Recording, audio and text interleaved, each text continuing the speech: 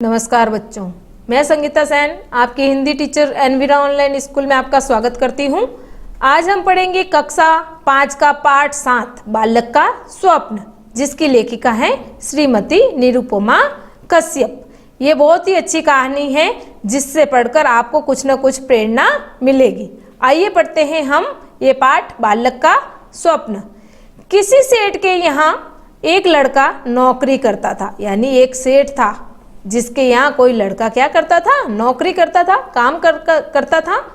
एक रात्रि स्वप्न में वह चिल्ला उठा, यानी एक रात को सोते हुए उसको सपना आया और वह सपने में चिल्ला उठा, अहो भाग्य अहो मेरा भाग्य।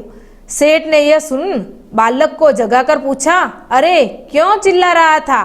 वह लड़का कहने लगा, यूं ही, कोई खास बात नहीं। यानी वो रात को चिल्लाता है तो सेठ जाकर उस लड़के से पूछता है, क्यों चिल्लाता है भाई, क्या हुआ? तो कहता है, कोई बात नहीं। अगले दिन सेठ ने उस लड़के से स्वप्न की बात पुनः पूछी, यानी दूसरे दिन उस लड़के से वो सेठ सपने की बात वापस पूछता है, पर वह टाल गया। वह उस वक्त भी उस बात को टाल जाता है। उस दिन से बालक छिपकर पढ़ने लगा, यानी उस दिन के बाद उस बालक ने क्या किया, छुप छुप कर पढ़ाई करने लगा। एक दिन सेठ ने कहा, सुन रे लड़के, आज या तो तू स्वप्न की बात बता दे या मेरे यहाँ काम करना बंद कर दे। यानी दूसरे दिन फिर वो सेठ उसको कहता है, या तो मुझे तेरे सपने में तूने क्या देखा था वो बता दे या मेरे यहाँ काम करना बंद कर दे। लड़का बहुत चतुर था, होनहार था, उसने नौकरी छोड़ दी। यानी लड़का क्या था, वो चतुर था, होशियार था, होनहार था, बुद्धिमान था वो, तो उसने क्या किया, नौकरी छोड़ दी। उसने अपनी पढ़ाई चालू रखी, यानी अपनी पढ़ाई उसने जारी रखी। इसी बीच उसे गांव के जमींदार के यहाँ नौकरी मिल गई, यानी पढ़ाई करते करते उसे किसी गांव के जमींदार के यहाँ क्या मिल गई, नौकरी मिल गई। एक दिन सेठ जमींदार के यहाँ कपड़े लेकर आया, यानी वो सेठ उस जमींदार के यहाँ क्या लेकर आता है, कपड़े लेकर आता है। उसने लड़के को वहां काम करते देखा। उसने उस लड़के को, जिसको वो जो उसके घर पे नौकर था ना, उसने उसको जमींदार के यहाँ काम करते हुए देखा। सेठ ने जमींदार को लड़के के स्वप्न और निकाले जाने की बात बता दी, यानी उस सेठ ने उस जमींदार को बताया कि ये लड़का मेरे यहाँ पहले काम करता था, मैंने इससे सपने की बात पूछी, इसने मुझे नहीं बताई तो मैंने इसको निकाल दिया। यह बात सेठ जमींदार को बताता है। इस पर जमींदार ने उसे बुलाकर कहा, लड़के, या तो तू मुझे अपने सपने की बात बता दे, अन्यथा आज ही मैं तुझे अपने यहाँ से हटा दूंगा। यानी सेठ जब जाकर जमींदार को ये बताता कि ये लड़का मेरे यहाँ काम करता था और इसने ऐसा ऐसा किया मेरे साथ, तो जमींदार भी उसको बुलाकर पूछता है कि मुझे तेरे सपने की बात बता, नहीं तो मैं भी तेरे को यहाँ से हटा दूंगा, यानी इस नौकरी से भी निकाल दूंगा। परंतु लड़का धुन का पक्का था, यानी उस दृढ़ निश्चय था। उसने क्या किया, जो ठान रखी थी वो पूरा करना चाहता था, वो दृढ़ निश्चय था, अपने लक्ष्य से भटकने वाला नहीं था। उसने कुछ न बताया और नौकरी से अलग हो गया, यानी वहां से भी वो निकल गया। उसने उस जमींदार की नौकरी भी छोड़ दी। उसने अपना अध्ययन चालू रखा, यानी अपनी पढ़ाई चालू रखी। वह किसी प्रकार अपनी सूझबूझ से राजा के यहाँ साधारण नौकर हो गया, यानी अपनी सूझबूझ से, अपनी समझदारी से किसी राजा के यहाँ वो क्या बन गया, नौकर बन गया। और धीरे धीरे उन्नति करते करते एक दिन राजा का मंत्री बन गया, यानी धीरे धीरे पहले नौकर था, फिर धीरे धीरे राजा का काम करते करते राजा का क्या बन गया, मंत्री बन गया। अकस्मात, यानी अचानक एक दिन वही जमींदार राजा के यहाँ आया, यानी वो जमींदार जिसके यहाँ पहले ये काम करता था ना, वो उस राजा के यहाँ आता है। उसने उसे पहचान लिया और राजा से सारी बात कह सुनाई, यानी उसने भी राजा को अपनी सारी बात सुनाई कि मैंने भी इससे सपने की बात पूछी, इसने मेरे से नहीं बताई। राजा ने मंत्री को बुलाकर पूछा, यानी मंत्री कौन था, वो लड़का। उस मंत्री को बुलाकर, उस लड़के को बुलाकर राजा पूछता है, मंत्री जी, आपने बहुत दिन पहले सेठ के यहाँ क्या स्वप्न देखा था? यानी वो जो स्वप्न इसने सेठ के यहाँ देखा था वही बात यहाँ पर राजा उससे पूछता है कि तूने ऐसा सपने में क्या देखा था? आप या तो वह स्वप्न हमें बताइए या फिर दंड के लिए तैयार हो जाइए। राजा कहता है उस लड़के से जो मंत्री है, अब उससे कहता है या तो अपने सपने की बात बता दो या फिर दंड भुगतने के लिए, सजा भुगतने के लिए तैयार हो जाओ। मंत्री ने स्वप्न बताने से इनकार कर दिया, यानी मंत्री जो लड़का था उसने क्या कहा, मैंने सपने की बात किसी को नहीं बताऊंगा। उसने राजा को क्या कर दिया, मना कर दिया। राजा ने नाराज होकर मंत्री को कैद खाने में डाल दिया, यानी राजा उस मंत्री से नाराज हो गया और उसको कहाँ डाल दिया, कैद खाने में, यानी उसको जेल में डाल दिया। कुछ दिन बाद पड़ोसी राजा ने इस राजा पर चढ़ाई करने की सोची, यानी उस राजा का कोई पड़ोसी राजा था, उसने इस राजा पर क्या करने की सोची, चढ़ाई करने की, इस राजा से युद्ध करने की सोची। उसने सीमा पर अपनी सारी सेना भी जमा कर ली, यानी इस राजा की जो सीमा थी उसके ऊपर उस दूसरे राजा ने पूरी सेना भी जमा कर ली, यानी पूरी सेना इकट्ठी कर ली। उसने इस राजा तथा मंत्रियों की चतुराई जानने के लिए 2 घोड़ियां भेजी और पूछवाया कि इनमें से माँ कौन सी है। यानी उस राजा ने क्या किया, मंत्री और राजा की चतुराई जानने के लिए क्या किया, 2 घोड़ियां भेजी कि जाकर उस राजा और मंत्रियों से पूछ लिया इसमें से माँ कौन है और बेटी कौन है। सभी ने अपनी अपनी बुद्धि लगाई पर समस्या का कोई हल न कर सका, यानी राजा ने, उसके जितने मंत्री थे सबने अपनी अपनी बुद्धि लगाई लेकिन इस समस्या का कोई हल नहीं निकला। राजा का नौकर बंदी मंत्री को नित्य भोजन देने जाता था, यानी राजा का एक नौकर था जो बंदी मंत्री था, वो लड़का उसको हमेशा भोजन देने के लिए जाता था। उसने सारी बात मंत्री को बताई। राजा की परेशानी सुनकर मंत्री कहने लगा, यह कौन कठिन बात है, दोनों को नदी में नहलाने ले जाओ, जो पहले आगे नदी में घुसे वही माँ और जो पीछे चले वह बेटी। यानी जो लड़का आपको पता ही थे होनहार था, चतुर था, तो जब वो नौकर जाकर ये सारी बात किसको बताता, उस मंत्री को, कहे राजा के पास 2 घोड़ियां आई हैं, उसमें से माँ कौन है और बेटी कौन है उसकी हमें पहचान करनी है। तो मंत्री कहता है इसमें कौन सी बड़ी बात है, नदी पर ले जाओ, दोनों में से जो पहले घुसेगी वो माँ नदी के अंदर और जो पीछे से जाएगी वह उसकी बेटी होगी। इसके बाद उसी प्रकार के 2-3 प्रश्न राजा ने भेजे। मंत्री ने सबको हल कर दिया। पड़ोसी राजा ने यह सोचकर कि इसे हराना कठिन है, अपनी सेना हटा ली, यानी पड़ोसी राजा को पता चल गया कि इसके मंत्री और राजा क्या है, होनहार है, बुद्धिमान है, तो उन्होंने अपनी सेना वहां से हटा ली। उसने जितने भी प्रश्न भेजे थे राजा को, उस मंत्री ने सारे हल कर दिए।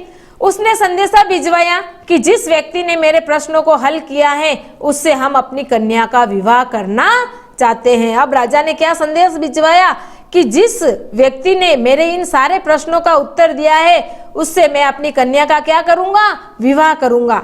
इस समाचार से राज्य भर में सनसनी फैल गई, यानी पूरे राज्य में सनसनी फैल गई।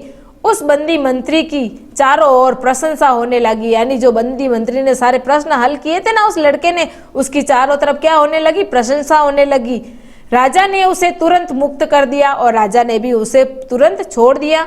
इसके बाद पड़ोसी राजा ने अपनी कन्या का विवाह उससे कर दिया। पड़ोसी राजा जो सेना लेकर आया था ना, उसने क्या किया, अपनी कन्या का विवाह इस लड़के यानी इस मंत्री के साथ कर दिया। राजा ने मंत्री को अपना आधा राज्य भी दे दिया, यानी क्या किया, उस राजा ने अपने बेटी का विवाह उसके साथ किया था और उसको कन्यादान में वगैरह जो भी उसको देना था उसने क्या दिया, अपने राज्य का आधा राज्य उसको अपनी बेटी को दे दिया, यानी उस दामाद को दे दिया। किसको, उस लड़के को। इसके बाद इस राजा ने भी उसे बहुत सी चल अचल संपत्ति भी दी। इसके बाद जो जिस राजा के पास काम करता था उसने भी इसको बहुत सारी चल अचल संपत्ति भी दी।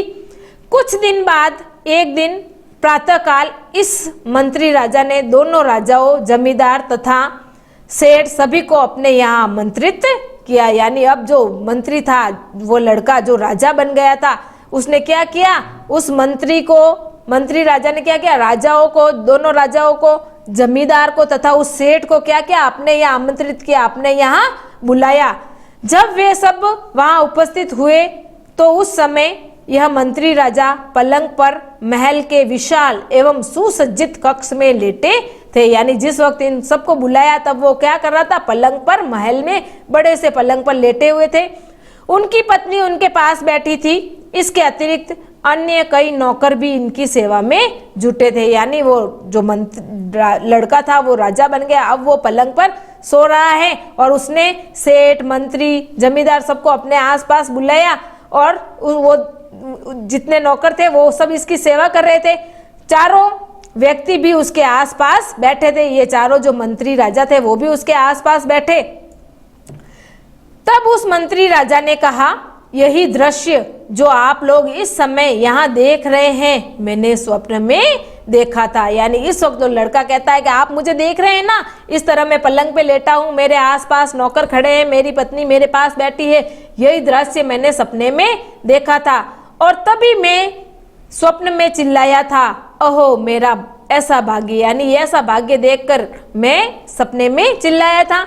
मैंने तब यह बात आप लोगों को बता दी होती तो आप में से कोई भी इसे पूरा न होने देता। यानी वो कहता है लड़का, यदि मैं ये बात आपको पहले ही बता देता तो आप मेरी ये बात पूरी नहीं होने देते, मेरा ये सपना कभी पूरा नहीं हो सकता था। हो सकता था कि ईर्ष्या, लोभ और अपमान के वशीभूत आप मुझे मौत के घाट उतार दे। यानी हो सकता था आप लोग मुझे क्या करें, मार डाले, उतरवा देते। सच है अपने मस्तिष्क में जो विचार आए उनकी व्यर्थ चर्चा न करते हुए उन्हें योजनाबद्ध तरीके से पूर्ण करने में जुट जाना चाहिए। यानी यहाँ पर लड़के के माध्यम से हमें ये निरुपमा कश्यप एक प्रेरणा देना चाहती है कि अपने मस्तिष्क में कोई विचार आता है तो उन्हें दूसरों के साथ चर्चा न करके उसको पूरा करने के लिए आपको जुट जाना चाहिए। कर्म, कठोरता, लगन और निष्ठा से कोई भी व्यक्ति महान बन सकता है। कर्म का मतलब काम करने वाला, कठोरता, कठिन से कठिन, और लगन और मेहनत करने वाला, और जिसके अंदर निष्ठा है तो कोई भी व्यक्ति क्या बन सकता है, महान बन सकता है, बड़ा बन सकता है। ये तो हो गया अपना कक्षा 5 का पाठ 7 पूरा। लेते हैं पाठ से आगे इस पाठ के शब्दार्थ। पहला शब्द है रात्रि। रात्रि का अर्थ है यहाँ पर रात। अगला शब्द स्वप्न। स्वप्न का अर्थ है सपना। अगला शब्द है खास। खास का अर्थ है विशेष। अगला टालना। टालना का अर्थ है अस्वीकार करना या मना करना। अगला शब्द चतुर। चतुर का अर्थ है होशियार। अगला शब्द है होनहार। होनहार का मतलब उन्नतिशील, यानी उन्नति करने वाला, आगे बढ़ने वाला। अगला शब्द जमींदार। जमींदार का अर्थ है या तो बड़ा कोई मुखिया या बड़ा गांव का आदमी या फिर बड़ा किसान या मुखिया। अगला शब्द धुन। धुन का अर्थ है यहाँ पर लगन। दृढ़। दृढ़ का अर्थ है यहाँ पर कठोर, यानी कठोर निश्चय वाला। अगला शब्द सूझबूझ। सूझबूझ का अर्थ है यहाँ पर चतुराई। अगला शब्द है ईर्ष्या। ईर्ष्या का अर्थ है यहाँ पर जलन। अगला शब्द उन्नति। उन्नति का अर्थ है प्रगति। अगला शब्द अकस्मात। अकस्मात का मतलब अचानक। अगला शब्द है दंड। दंड का अर्थ है यहाँ पर सजा। अगला शब्द इनकार। इनकार का अर्थ है मना करना या मनाही। अगला शब्द कैद खाना। कैद खाना का अर्थ होता है जेल या कारागार। अगला शब्द चढ़ाई। चढ़ाई का अर्थ है यहाँ पर आक्रमण। अगला शब्द हल। हल का अर्थ होता है उपाय। अगला शब्द है हराना। हराना का अर्थ है यहाँ पर पराजित करना। अगला शब्द चल अचल संपत्ति। राजा ने दी थी ना उसको। चल अचल संपत्ति का अर्थ है जमीन, जायदाद व धन। अगला शब्द योजनाबद्ध। योजनाबद्ध का अर्थ है यहाँ पर योजना के अनुसार। योजना के अनुसार, योजनानुसार। अगला शब्द आमंत्रित। आमंत्रित का अर्थ है बुलाया, बुलाना या निमंत्रण देना। ये तो हो गए इस पाठ के शब्दार्थ। शब्दार्थ से आगे अब लेते हैं इस पाठ के प्रश्नों के उत्तर। पहला प्रश्न है राजा के प्रश्नों को किसने हल किया। यानी उस राजा ने जो प्रश्न किए थे, किस राजा ने, पड़ोसी राजा ने, उन प्रश्नों को किसने हल किया। उत्तर है इसका राजा के प्रश्नों को बंदी मंत्री ने हल किया। कौन था वो बंदी मंत्री? वही लड़का जो सेठ के यहाँ काम करता था, उसके बाद जमींदार के आया, जमींदार के वापस राजा के आया। उसने फिर उसको बंदी बना दिया गया था, इसलिए उस राजा के यहाँ मंत्री बन गया और मंत्री बनने के बाद उसको बंदी बना दिया गया। जब पड़ोसी राजा ने उस पर चढ़ाई करने की सोची तो उससे पहले 2-3 प्रश्न किए थे और उन प्रश्नों को किसने हल किया था? इस बंदी मंत्री ने, यानी उस लड़के ने। अगला है, सेठ ने पहली बार स्वप्न की बात बालक से कब पूछी? यानी इस कहानी के अंदर आपको पता है एक सेठ है, उसके यहाँ एक लड़का काम करता है, तो जब उसने वो बात उससे कब पूछी कि तूने सपने में क्या देखा? ये देखते हैं, सेठ ने पहली बार स्वप्न की बात तब पूछी जब वह रात में सपना देखकर चिल्ला रहा था। यानी सेठ भी सो रहा था और बालक भी सो रहा था, लेकिन अचानक से वो बालक सपने में से उठकर चिल्लाता है, अहो भाग्य मेरे। तो उस वक्त सेठ जाकर उससे पूछता है, ऐसा तूने सपने में क्या देखा जो तू अपने भाग्य को लेकर इतना खुश हो रहा है? अगला है, राजा ने मंत्री से कितने प्रश्न पूछे? यानी उस राजा ने बंदी मंत्री से कितने प्रश्न पूछे थे? उत्तर है इसका, राजा ने मंत्री से 3 प्रश्न पूछे। कितने प्रश्न पूछे थे? 3। अगला, स्वप्न का बालक पर क्या असर हुआ? यानी उसने उस रात जो सपना देखा था उसका उसके ऊपर क्या असर हुआ? उत्तर है इसका, स्वप्न का बालक पर यह असर हुआ कि उसने अपने सपने की बात किसी को नहीं बताई और परिश्रम के साथ अपना अध्ययन जारी रखा। यानी उसने अपना जो भाग्य देखा था सपने में वह बात किसी को नहीं बताई और क्या जारी रखा? अपनी पढ़ाई जारी रखी, यानी वो आगे बढ़ता रहा। अगला है, लड़के का स्वभाव कैसा था? यानी लड़के का जो स्वभाव था वो कैसा था? उत्तर है, लड़के का स्वभाव दृढ़ निश्चय था, लगन व निष्ठा से भरपूर था। यानी लड़के का जो स्वभाव था दृढ़ निश्चय, यानी जिस काम को वो करने की ठान लेता था तो उसे पूरा करके ही दम लेता था। लगन यानी धुन का पक्का था, उसे लगन लग गई ये काम करना है तो वो उसे पूरी निष्ठा के साथ पूरा करता था। अगला है, जमींदार ने बालक से क्या कहा? यानी पहले किसके यहाँ काम करता है? सेठ के यहाँ। सेठ उसे निकाल देता है तो कहा जाता है जमींदार के यहाँ। फिर जमींदार ने बालक से क्या कहा? उत्तर है इसका, जमींदार ने बालक से कहा कि तूने सेठ के यहाँ सपने में क्या देखा वह मुझे बता दे, अन्यथा मैं तुझे नौकरी से निकाल दूंगा। क्या कहता है वह कि तूने सेठ के यहाँ सपने में क्या देखा था वह मुझे बता दे। किसको कहता है? जमींदार इस लड़के को, क्योंकि सेठ उसको आगे बता देता है कि ये लड़का मेरे पास पहले काम करता था, मैंने इसे सपने की बात पूछी तो इसने मुझे नहीं बताई। तो सेठ जमींदार को कहता है, तो जमींदार वापस उस लड़के से पूछता है, वो तूने सेठ के यहाँ क्या सपना देखा था, या तो मुझे बता दे नहीं तो मैं तेरे को यहाँ से भी नौकरी से निकाल दूंगा। अगला प्रश्न है, पड़ोसी राजा ने 2 घोड़ियों को क्यों भेजा?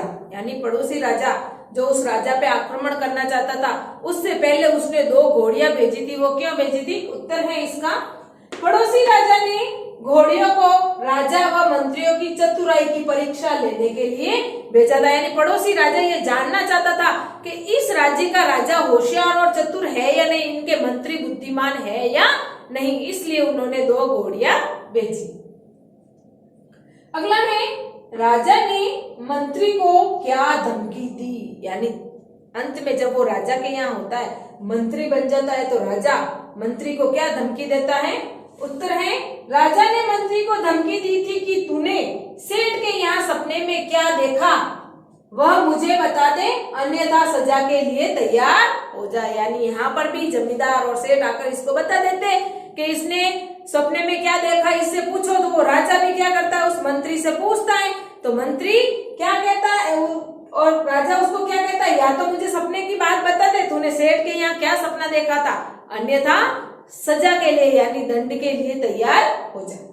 अगला है, राजा मंत्री से अपनी कन्या का विवाह क्यों करना चाहता था? यानी जो पड़ोसी राजा था उसने 2-3 प्रश्न भेजे थे, उसने किसने हल किए थे? मंत्री ने, इसलिए वह उसको क्या करना चाहता था, उससे विवाह करना चाहता था।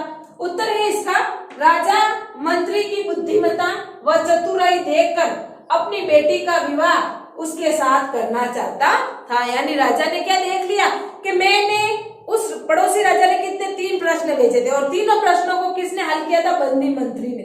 पहले तो उसने 2 घोड़ियां भेजी थी। तो उसने क्या पूछा था पड़ोसी राजा ने कि इन घोड़ियों में से माँ कौन है और बेटी कौन है? लेकिन सभा में बैठे राजा मंत्री कोई भी उसका उत्तर नहीं दे पाए। जब ये वो नौकर होता है, सेवक, वो बंदी मंत्री को खाना देने जाता है तो ये प्रश्न बंदी मंत्री से करता है। तो बंदी मंत्री उसका क्या उत्तर देता है कि उसको नदी पे ले जाओ, जो पहले जाएगी वो माँ, जो दूसरे नंबर पे जाएगी पीछे पीछे वो बेटी। तो उसने ऐसा क्यों सोचा? क्योंकि उसके अंदर बुद्धि थी। क्यों? आपको पता ही है कि यदि पानी में ले जाएंगे तो माँ पहले जाएगी, वो पहले देखेगी पानी कितना गहरा है, उसके बाद अपने बच्चों को पीछे पीछे बुलाएगी। तो उसने आराम से अंदाजा लगा दिया और बता दिया कि घोड़ियों में से कौन माँ है और कौन बेटी। तो इस तरीके से उस बंदी मंत्री ने क्या किए थे? 2 और प्रश्न हल किए थे उस राजा के। तो उसकी चतुराई और बुद्धिमत्ता देखकर राजा ने अपनी कन्या का विवाह इसके साथ कर दिया। अगला है, मंत्री को अपनी सूझबूझ व चतुराई से क्या लाभ हुआ? यानी यहाँ पर मंत्री कौन है? वही लड़का जो सेठ के यहाँ नौकर था। वो धीरे धीरे राजा के यहाँ, जमींदार के यहाँ काम करते करते राजा के क्या बन गया? मंत्री। और उसको अपनी सूझबूझ और चतुराई से क्या लाभ हुआ? उत्तर है इसका, मंत्री को अपनी सूझबूझ और चतुराई से यह लाभ हुआ कि वह पड़ोसी राजा ने अपनी बेटी का विवाह मंत्री से करा दिया और अपना आधा राज्य देकर उसे राजा बना दिया। यानी उस लड़के को, मंत्री को अपनी सूझबूझ और चतुराई से क्या लाभ हुआ भाई? उसने अपने मन की बात किसी को नहीं बताई और अपना अध्ययन जारी रखा और धीरे धीरे आगे बढ़ते बढ़ते एक पड़ोसी राजा को उसकी बुद्धिमत्ता और चतुराई पसंद आ गई और उसने अपनी कन्या का विवाह इस मंत्री के साथ करवा दिया और बेटी को कन्यादान में क्या दे दिया? आधा राज्य दे दिया। और इसको क्या बना दिया? अपने दामाद को उस राजा ने उस राज्य का राजा बना दिया। यानी उसको सूझबूझ और चतुराई से क्या लाभ हुआ? वह एक बड़ा राजा बन गया। अगला प्रश्न है, मंत्री राजा ने स्वप्न में क्या दृश्य देखा? यानी जो लड़का मंत्री बन गया, अब उसने सपने में क्या दृश्य देखा था? उत्तर है इसका, मंत्री राजा ने सपने में देखा कि वह राजा बन गया है, वह बड़े पलंग पर लेटा है और उसके आसपास नौकर खड़े हैं, वह उसकी रानी उसके पास बैठी है। यानी उस लड़के ने सपने में क्या देखा था? ये सब देखा था। भाग्य उसका खुलने वाला था, उसने ये सब देखा था, इसलिए उसने किसी को बताया भी नहीं था। अगला है, लड़के ने स्वप्न की बात सबको कब बताई? यानी लड़के ने अपने सपने की बात सबको कब बताई? क्योंकि उससे सेठ ने भी पूछा था, जमींदार ने भी पूछा था, राजा ने भी पूछा था, लेकिन उसने अपने सपने की बात किसी को नहीं बताई। लेकिन अंत में वह अपने सपने की बात सबको बताता है। लेकिन कब बताता है? उत्तर है इसका, लड़का राजा बन गया और उसका सपना पूरा होने के बाद उसने सबको अपने सपने की बात बताई। यानी उसका ये सपना पूरा हो जाता है। कौन सा? कि वो पलंग पर लेटा हुआ है, उसकी रानी उसके पास बैठी है, उसके आसपास नौकर खड़े और एक वो बड़ा राजा बन गया। और राजा बनने के बाद वो जमींदार, सेठ और राजा सबको बुलावा भिजवाता है और अपने घर बुलाता है और इस तरीके से वो पलंग पर बैठा रहता है और सबको बताता है कि मैंने सपने में ये सब देखा था, इसलिए मैंने आपको नहीं बताया। यदि मैं आपको ये सब पहले बता देता तो आप शायद मेरे से ईर्ष्या करते, मेरे से जलन करते और मेरा सपना पूरा नहीं होने देते। इसलिए उसने क्या किया? अपना सपना पूरा हो गया जब वो राजा बन गया, तब उसने अपने सपने की बात सबको बताई। अगला है, इस प्रकार के और शब्द बनाए। यानी आपकी पाठ्य पुस्तक में एक शब्द बना हुआ है सूझबूझ। अब आपको और शब्द बनाने हैं, जैसे सोच समझ, आस पास, यहां वहां। ये तो मैंने बना दिए 2-4 शब्द। अब आपको घर पे बैठ के ऐसे ऐसे और शब्द बनाने हैं। ये हो गया अपना कक्षा 5 का पाठ 7 बालक का स्वप्न पूरा। जिस तरह इस पाठ में बालक ने पूरी निष्ठा, लगन और दृढ़ निश्चय के साथ अपना काम पूरा किया, किसी को अपना सपना नहीं बताया, उसी तरह आपका जो लक्ष्य है वो आप किसी को ना बताए, शांतिपूर्ण ढंग से पूरी लगन से और निष्ठा से उसको करते रहे तो आप भी एक दिन इसकी तरह आप भी बड़े आदमी बन सकते हैं। यह हो गया अपना कक्षा 5 का पाठ 7 पूरा। धन्यवाद।